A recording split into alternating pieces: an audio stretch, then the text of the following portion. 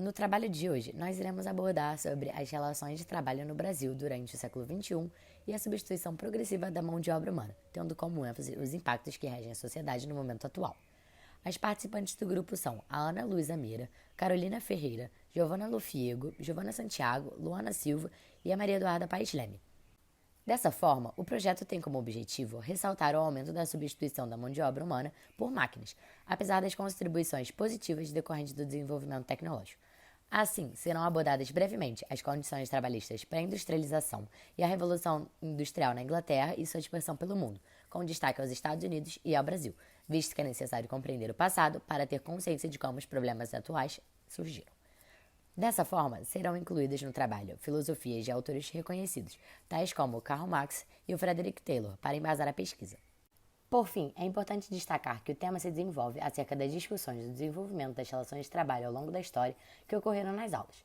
Logo, o livro da Revolução Industrial Inglesa ao Imperialismo, sugerido pelo professor para a leitura, escreve a Inglaterra em 1750, antes da primeira Revolução Industrial, no qual o autor Hobsbawm argumenta que tal marco foi o ponto de partida para o progresso do capitalismo moderno, que se define pela busca incessante do lucro, a inovação tecnológica, a industrialização em larga escala e a globalização econômica. Desse modo, traçando um paralelo com o projeto, tal automatização citada na obra afetou a problematização que será discutida no trabalho.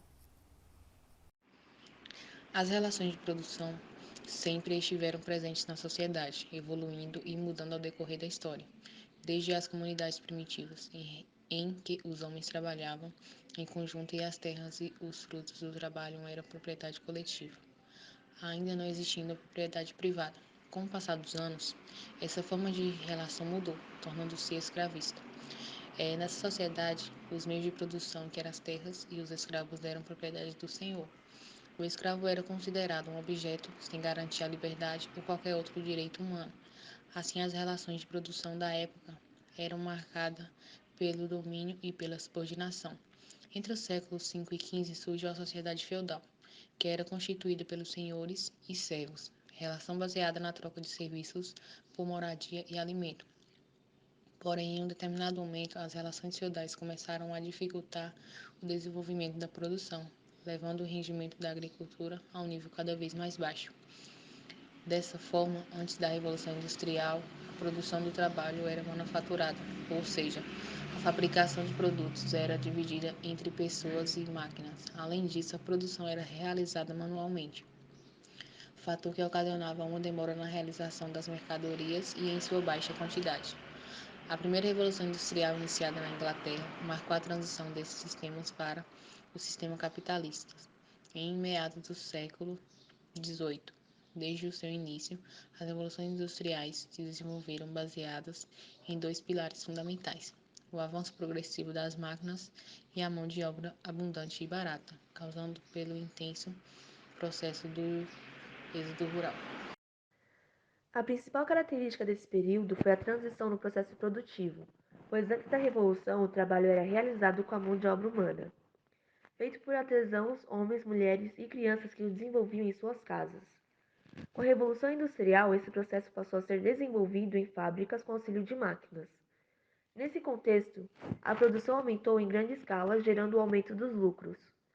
Esse cenário também ficou marcado pelo que conhecemos por divisão de trabalho, ou seja, cada trabalhador exerce apenas determinada função, ao invés de todas as etapas como era feito na pré-revolução. Outro fator importante é o surgimento do trabalho assalariado, isto é, a venda da mão de obra. Assim, o operário, que antes controlava seu próprio preço, passa a ser um funcionário que recebe remuneração pelo seu trabalho, dando início ao que chamamos de novas relações de trabalho. A segunda revolução industrial ocorreu por volta dos séculos XIX e XX. Nesse período, houve o avanço de novas fontes de energia que foram incorporadas ao processo produtivo e ampliaram, consequentemente, a capacidade das fábricas.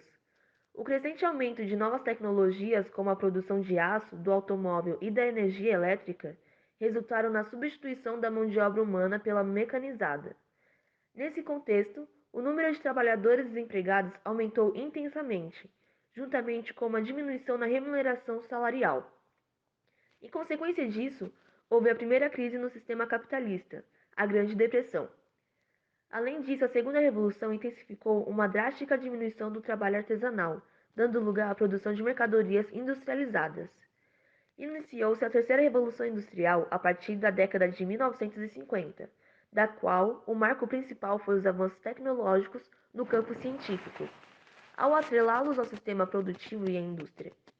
Assim, as fábricas desenvolvidas tecnologicamente começaram a se destacar em relação às indústrias que se destacavam nas fases anteriores da Revolução Industrial, como a metalurgia e a indústria de automóveis. As relações sociais e as relações de produção também mudaram. Nessa fase, as novas tecnologias permitiram que as informações fossem transmitidas cada vez mais rápido e estimularam a interação entre diferentes nações. No que diz respeito à política e economia, gerou-se o chamado neoliberalismo e a era da globalização. A Revolução Industrial teve um impacto significativo em diferentes países ao redor do mundo, incluindo a Itália, a Alemanha e o Japão, após ter sido iniciada pioneiramente na Inglaterra. No entanto, foi nos Estados Unidos, no século XIX, que a industrialização teve seu início no continente americano.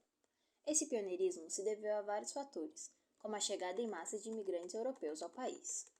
Os imigrantes ingleses trouxeram consigo habilidades adquiridas durante a Revolução Industrial em seu país de origem, enquanto imigrantes de outras nações buscavam novas oportunidades de trabalho e uma vida melhor, o que proporcionou uma abundância de mão de obra para os americanos. Além disso, os recursos naturais existentes, especialmente o carvão, serviram como base para a industrialização. Por fim, a cultura empreendedora encorajou o desenvolvimento industrial, que trouxe consigo drásticas mudanças sociais.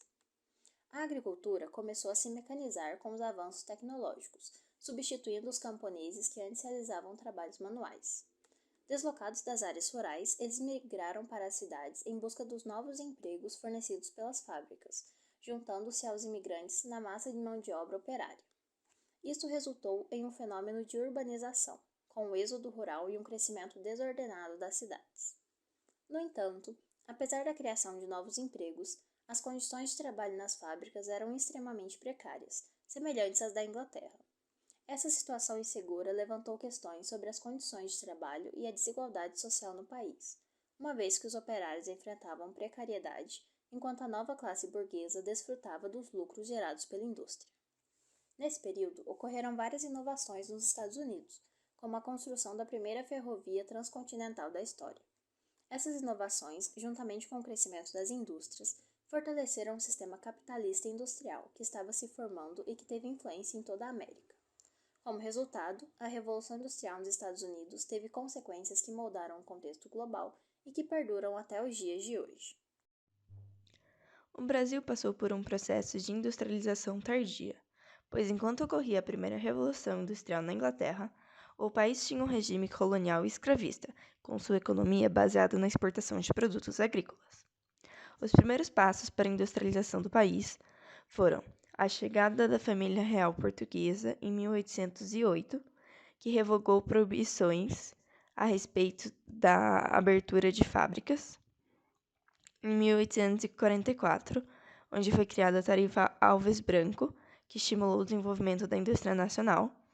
Porém, esse processo realmente ganhou força com a vinda de imigrantes para o país, que trouxe técnicas de fabricação de seus países de origem, e com a crise do café e com a crise de 29, além das dificuldades geradas pela Primeira Guerra Mundial. No país, aconteceu a industrialização por meio da política de substituição das importações. A partir de então, tiveram diversos governos e cada um trouxe uma política diferente. O governo de Getúlio Vargas intensificou o investimento em empresas públicas e a criação de indústrias pesadas. O governo de Juscelino Kubitschek privilegiou a indústria de bens intermediários, principalmente a automobilística. O período militar, por sua vez, é conhecido pelo alto nível de endividamento do país, mediante a construção de infraestruturas diversas, e a década de 90 pela maior abertura da economia brasileira. Atualmente, apesar da alta do consumo e do processo de desconcentração industrial, o país passa por um período de desindustrialização, com grande perda de emprego e renda, fato que afeta principalmente as classes mais baixas do país. Logo, ao observar o desenvolvimento tecnológico gerado pela Revolução Industrial, nota-se a formação de diversas problemáticas contemporâneas, uma vez que houve uma substituição da mão de obra humana pela tecnologia. Uma dessas problemáticas foi o aumento gradual da taxa de desemprego estrutural, visto que os empregados com baixa qualificação ficaram sem novas oportunidades de trabalho e sem a possibilidade de alcançar este novo requisito, dessa maneira não podendo obter ascensão social. Outra problemática também presenciada pela sociedade é o inchaço do terceiro setor, no qual manifestou rapidamente um crescimento à medida que houve desenvolvimento tecnológico e informacional.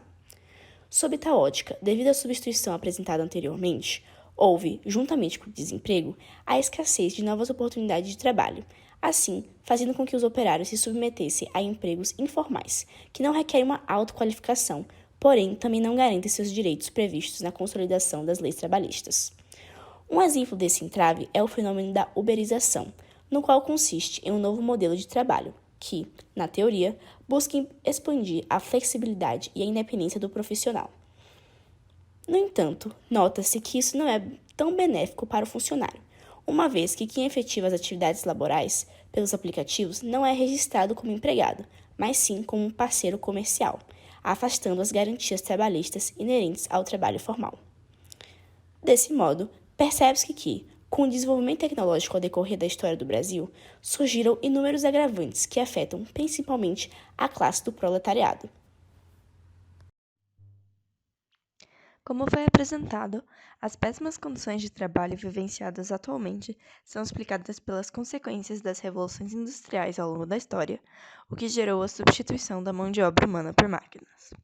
A discussão desse assunto é fundamental para conscientizar os trabalhadores, já que, para os donos de capital, é mais fácil os trabalhadores acreditarem que o desemprego crescente é consequência da sua falta de qualificação e não na transformação na base material provocada por estratégias de maximização do lucro por parte da burguesia, por força da reprodução da ideologia.